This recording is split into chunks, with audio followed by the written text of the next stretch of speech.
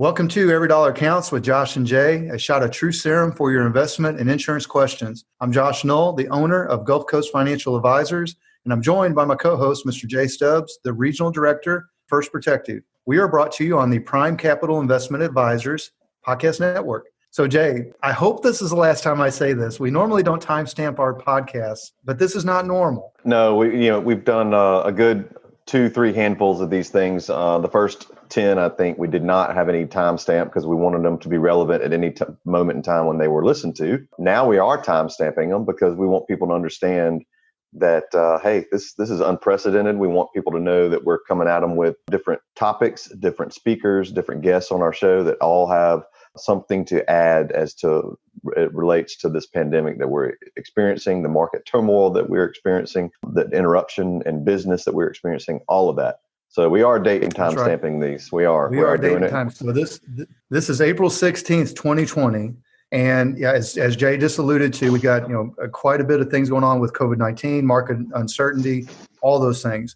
Now, our regular listeners already know that Jay and I decided weeks ago that we would attack this crisis to the best of our ability by pivoting our podcast and our content to ideas and concepts that we felt could potentially help people navigate the crisis. So with that said, what you're tuning into now is the Leadership in a Time of Crisis series, where you get to hear from some people that I feel are leaders in our industry and that are kind of providing some guidance to advisors, to clients, to plan participants, the whole thing.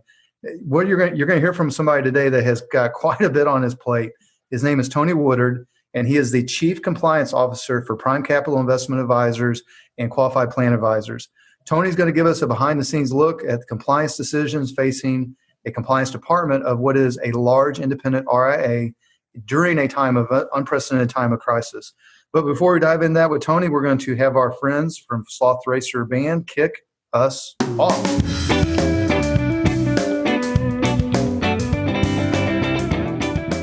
Jay, Tony, how y'all doing today? Josh, good to be with you. Good to be on this podcast. It's beautiful outside, but we're getting some work accomplished through our Zoom platform and our podcast studio remotely. Mr. Tony Woodard, how are you, sir? Doing great.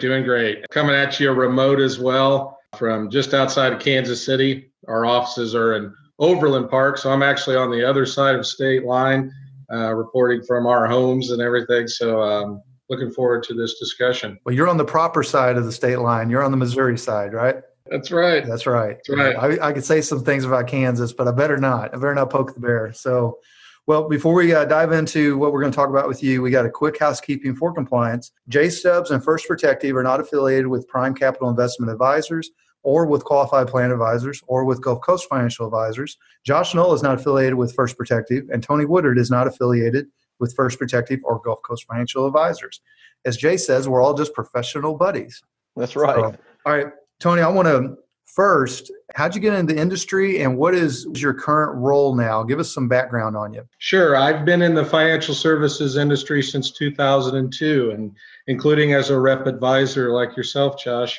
But I've been in an executive leadership role as CCO for around 10 years now. So like many of our colleagues, I've experienced the tail end of the 2002 downturn, the 2008 financial crisis, and now, of course, the COVID-19 crisis. And I think while this crisis truly is unique and truly unprecedented, there are some common factors. There's some commonalities that I think I've seen throughout all of the crises that I pointed to. What are some of those, Tony? Tell me a little bit of some commonalities. You've been around the industry. You've seen what's going on. We've got a bull market the last 12 years. We've got some recession going on now in the economy. But what are some commonalities that you've seen based on your historical career? Sure. I think one of the common factors, and again, it points to the importance of our role, not only as an advisory firm, but also as rep advisors, is the importance of taking and having proactive communication with our clients. I can remember in 2008 working as much as possible to be proactive, being the one to pick up the phone, make the calls, run those planning scenarios, do whatever I could, because that's the right thing to do. That's our role in these types of situations. You think about contacts that may have been more quarterly or annually became monthly or even weekly. And so I can't speak to enough of that. That's the importance. And I know time always is a scarce resource, but it was important then and is now to be there for our clients as much as possible. And so that's something that we instill all the way from leadership through all of our rep advisors and staff, is to very much be proactive. What about some business continuity stuff? Josh and I both are very familiar with that world. This has brought a lot of aspects of our industry, like business continuity and being off-site, remote access, remote operations. Quite frankly, it's a different animal for a lot of folks. Our industry had progressed this way a little bit, but now we're full scale. Some companies even 100% remote. So talk about business continuity from your perspective. That's a great point. It's a lot of those behind the scene things that we have, business continuity, being able to operate remote and securely. Those are the things that are now in the forefront. I think about just not so long ago, just a matter of a few weeks ago. Right. One of the key functions within my area of responsibility is also trading. And our director of trading came into my office and said, Tony, what happens if this gets worse? What happens if we're not able to get into the building or go to work? And we all like, crazy, huh? I mean, and we're approaching it. That'll never happen. Yeah. After a few minutes of discussion, it became clear that we needed to implement certain aspects of our business continuity plan. And so it's a full scale effort. You got multiple departments, our operations, and you think about it. We have to make sure that those company issued devices are working properly and are up to date. And then really more importantly, not only do we want to have our traders test those capabilities remotely, but actually place trades live, actually place real trades in that secure remote environment. And so when everything then happened, the stay-at-home orders and so forth, I felt we were as prepared as much as possible. And the trading aspects and those functions continued uninterrupted. And I do want to give some kudos to our trading team. And Josh, you've experienced, Jay, you're seeing this. It's unprecedented volatility.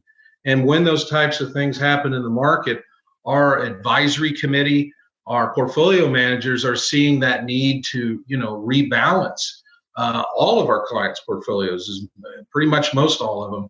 And needless to say, our trading team placed a lot of trades. I mean, a significant number of trades, many thousands, all remote, pretty much all without a hitch. And that's been exciting to watch. Both a little scary, but they've really stepped up, and it's been impressive. Well, that's cool. That's cool. Josh. Tony, you are getting to know me better, and by way of knowing me, you're getting to know Jay better. So Jay and I started a business relationship now going on 5 years ago. And then as the years have rolled on, we developed a friendship, whereas about a year or 2 years ago, I said, hey, Jay, I'm thinking about going independent. I'm not going to have anybody, any marketing, anybody feeding me. I'm going to do this on my own, and I need some help. So he dove in firsthand. You're seeing kind of the evolution of that.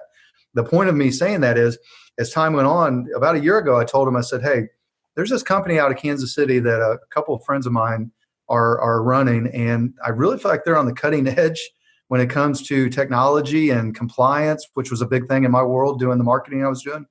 I said, I'm going to have some conversations with them and see what happens. Well, here's the point of what I'm saying, Tony. Can you give the listeners just a little bit of background on the intentionality that you feel was put into place with Prime Capital Investment Advisors and Qualified Plan Advisors, not just a month ago or 2 months ago, but as time has gone on with the collaboration, the team building, the push to be at the forefront of handling things electronically? I don't think any of that was by accident. Is that fair?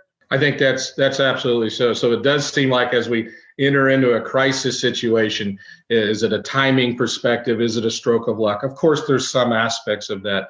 But to your point, and you're aware of this for some time, our firm has been implementing more things like electronic new account opening, service request, workflows, using more of those technologies that you see in your everyday life, such as DocuSign and Salesforce. And that has allowed us, it positioned us to be as prepared as possible. And I think that's some of the looking back, some of the lessons that you take. You don't know what's going to happen. And it sounds a very simple statement, but trying to be prepared as much as possible. Some of that was ancillary. Some of that just happened to be by putting these processes in effect. We were looking more to, of course, make the client experience much more efficient and be able to get their directions and their objectives into the market and placed and trades placed, everything very efficiently. But I think another important aspect, and this is, I can't speak to this enough, is to continue to have that real-time situational awareness of the client's the needs and the concerns and risk tolerance and a lot of the investment understanding. And most importantly, everything going on, has there been a change to their circumstances? I mean, every day we read, and just today they released the revised unemployment numbers, and it's truly heartbreaking. It is. It's heartbreaking to see the effect that this, the COVID-19 crisis is having on everyone, both from a medical standpoint, but also this economic and unemployment standpoint. And I think the negative impact to all our clients, we're going to see more and more of that. And so how can we increase those lines of communication, from a firm standpoint to a rep advisor standpoint? And I think utilizing those software and those types of concepts, but also maybe capitalizing on opportunities that present themselves. So I want to say hats off to our compliance team. As you know, Josh, there's most advisory firms like ours, the first part of the year, we have to make a certain disclosure document. So you think of like the Form ADV2A, the RAP fee brochures. We have to make those available to our clients. And we took this opportunity to also include a new online client survey and allowing folks to just let us know, has there been a change? Has there been a change to your circumstances? Has there been a change to your investment objectives? But also trying to elicit some response on how we can do things better. And always trying to take from that to make the relationship better. And so we've had pretty good response on that. Quite a few people logged into that secure site, and it was very simple, 6 to 7 questions. But that's a timing standpoint, maybe a stroke of luck, but it's also trying to find those ways that you can partner one process with another. Tony, a couple of quick questions from me. Yes, no, or maybe from you. These aren't anything these are just popping in my head right now. Do you agree, or yes, no, or maybe? Somebody today versus 6 months ago, risk tolerance may not be what it was 6 months ago. You think? There is maybe the perception and risk tolerance. I know that plays a lot into it. But what we try to tell folks, and as we engage with clients, and it's important, always remember that maybe decisions made in the heat of the moment, in the short term, could and generally do have long-term consequences. So it's important maybe to take them through the whole risk tolerance evaluation process, the questionnaires, and more importantly, the discussions. And then you may find that their real underlying risk tolerance hasn't changed. It's just the emotion and the perception that is affecting all of us, even us as advisors. But I would say, we have not seen a lot of, true changes to risk tolerance where people are maybe taking the further step of downshifting a portfolio to a more conservative. We have seen a lot of folks seeing this as an opportunity to perhaps even invest. So I think it is a client-by-client, case-by-case situation, but it speaks to the importance of that discussion. So I listened to Dr. Kevin Elko quite a bit. Josh knows that I've listened to him quite a bit. He's got a podcast out with one of the companies out there that's put it out. He's got 3 words as he's telling advisors and other professionals in our area to remember: feel, felt, find. How does that make you feel? What is all of this making you feel like? What is the whole felt situation? Here's how I felt. So relating back to the customer. So Josh, you might say, hey, this is how I'm feeling, or how I felt about it. And then end it with what we find is, lack of a better word, it's how you embrace this experience. You're going to find that you might be a little bit different emotionally towards the market. Your risk tolerance might be a little bit different, but how do you feel now? What did we feel together? And then where are you going to find yourself in the future? So I like that kind of concept. I'm glad you're on the same page with your risk tolerance. Some people are just going to have to accept it. They're not going to be where they thought they were. They're not going to be able to mentally or emotionally or in their gut handle it. But some are going to be like, hey, I can handle this now because of the advisor relationship. Sure.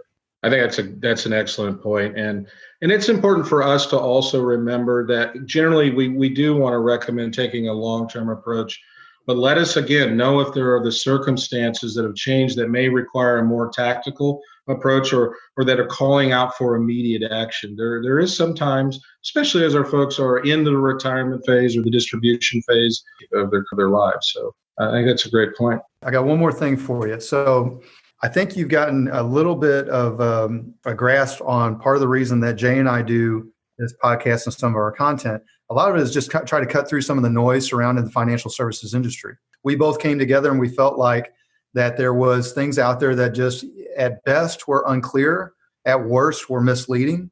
And we felt like we were two pretty honest guys that were going to try to put some information out there to the best of our ability and try to help enlighten and educate people, right? All that said, from a compliance standpoint, what are some things, a piece of wisdom or advice you would give to advisors or people, registered reps or financial services professionals as we start going through this? What are some things pitfalls they need to watch out for with compliance? Sure. That's something that we're always self-assessing, both from a leadership position and looking at the firm and our rep advisors. The question, what can we improve on? How can we get even better?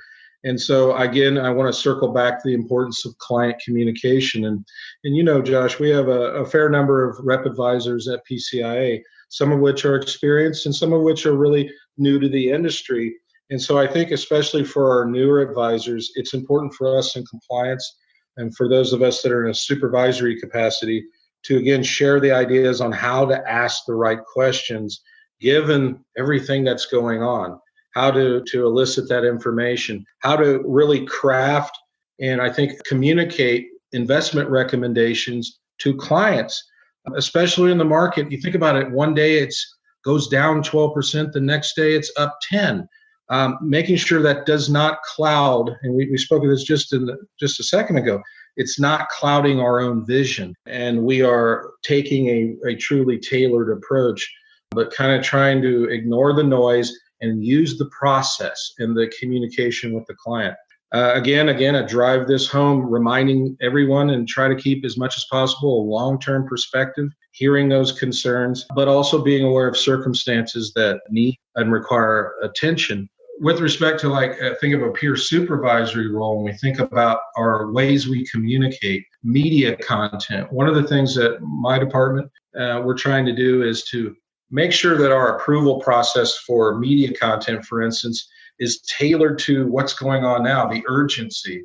And so specifically how we've done that is we are being involved earlier in the development process. I know we've talked a lot, sharing ideas, not only after we've had a podcast or in the process of kind of evaluating, but also in the creative process, because it naturally allows things to gain approval. I mean, we have regulations, we have standards that this industry has, and they're there for a reason, but it's a lot easier to get things live to the street in a compliant manner if we're all involved working together earlier in the process. So that's one of the key things that we've stepped up, especially in this crisis. Yeah, I couldn't agree more, Tony. And I'm gonna make one final statement, and then I'm gonna allow you to say anything you want in closing. I think you probably are aware of this, but we have a fairly high percentage of show listeners that are actually in the business, both fellow Prime affiliated advisors and then quite a few advisors outside of that network. Part of that is just simply from the fact that I'm a financial advisor with a podcast. Part of that, the fact is that Jay Stubbs has a pretty substantial network along the Gulf Coast. But the point of that being is I do want to plug your department a little bit. I mean, I came out of a compliance situation where I didn't even know if they had a face. I mean, they were just they were a voice on a phone telling me no to everything. And so as my career has gone on, I realized to do this top of mind, relatively quick content style of marketing, man, I really had to have a relationship with my compliance department. So I want to say, from a fee-based financial advisor, if any of them out there listening to this show that are looking at doing this style of marketing, you'd be hard pressed to find a better compliance department or better home than Prime Capital Investment Advisors. So thank you on that. And Tony, I'm going to go ahead and, if you don't mind, if you got anything in closing, we're going to wrap the show up. Couple, I appreciate that, and I appreciate your feedback and our relationship and the relationship we have with a lot of our rep advisors. I will say to that point about our culture and speaking to those of you that are in our industry, our goal is to, how do we say, always try to be coaches and not cops, helping people understand why things are a certain way and trying to craft and find a solution, just as we do with clients. You think about all of our teammates, all of our rep advisors, you're our clients also. We want to make sure that we're trying to find a solution. So that's always our challenge. That's our call to action from a compliance standpoint. But I think in closing, as far as the circumstances that we find ourselves in with this COVID-19 crisis, this really is our call to action as rep advisors, as advisory firms, to be there for the clients, to be proactive, to reach out as much as you can. And also, as you're doing, Josh, find ways for there to be maybe different mediums and approaches to communicating with clients, such as, podcasts and also things that are more online and somewhat automate. I mean, you want to have that one-on-one discussion when appropriate, but there's only so much time in the day. So let technology and process help with that to allow you to make more effective use of your time so you can connect with clients. I think that's the key thing I drive it home is proactive communication. And then from a leadership standpoint, making sure to facilitate that for you all. So I appreciate you having me on today. And appreciate the opportunity to speak to your viewers and listeners. As to everyone, I say, stay well, have a great rest of your week, and we'll get through this soon, but I appreciate the opportunity. That's awesome. Next time when you come on, you got to play music. So the listeners, Tony, a really talented musician with quite a rock band. What's the name of the band? Somewhat fitting. Toxic Assets. That's right. kind of coming out of the last crisis, we thought, hey, it's a band. I'll tell you real quick about it. There was an opportunity for us to participate in a charity to help facilitate the arts in the workplace here in Kansas City. It's been about 8 years ago. And so a lot of us around the office were like, we want to participate in this. And so we're asking I kind of heard that Tony plays guitar and, Dave and Jeff, they play drums and we kind of put this together. But at the end of the day, we competed. It was a great audience at the famed Gym Theater there in Kansas City. And we won. We won People's Choice and everything. And it kind of just ignited us where we actually play. Very cool.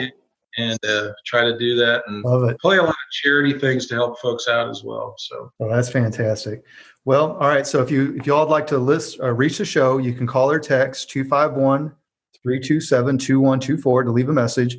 Plus, you can visit gulfcoastfa.com. That's FA as in financial advisor, or PCIAwealth.com to hear this podcast or any of other podcasts. Plus, you can find Tony Woodard's bio and contact information there if you'd like to have a follow-up conversation. And then lastly, to all you independent and semi-independent advisors and agents out there, occasionally I will share Jay Stubbs. I know he is a man in demand. So if you'd like to reach out to him, you can find him at jstubbs.com. That's JAYSTUBBS.com. So another show in the can. I want to thank Tony. Hey Josh, we probably need to thank our frontline workers, the nurses, the doctors, anybody that's wearing a mask in a hospital or a facility. To everyone sacrificing so much to save so many. Thank you so much. Could not agree more, Jay. Very well said. So thank you to those folks. Thank you to Tony Woodard, the Chief Compliance Officer, Prime Capital Investment Advisors, for joining us today. You did great, just like I knew you would. Many thanks to our producer, Johnny Gwynn at Deep Fried Studios, and to my co-host, Jay Stubbs. And then lastly, just a huge shout out to all of y'all that have joined Jay and I on this journey, and to those of you joining us now. This has been Every Dollar Counts with Josh and Jay. Thank you and have a great day.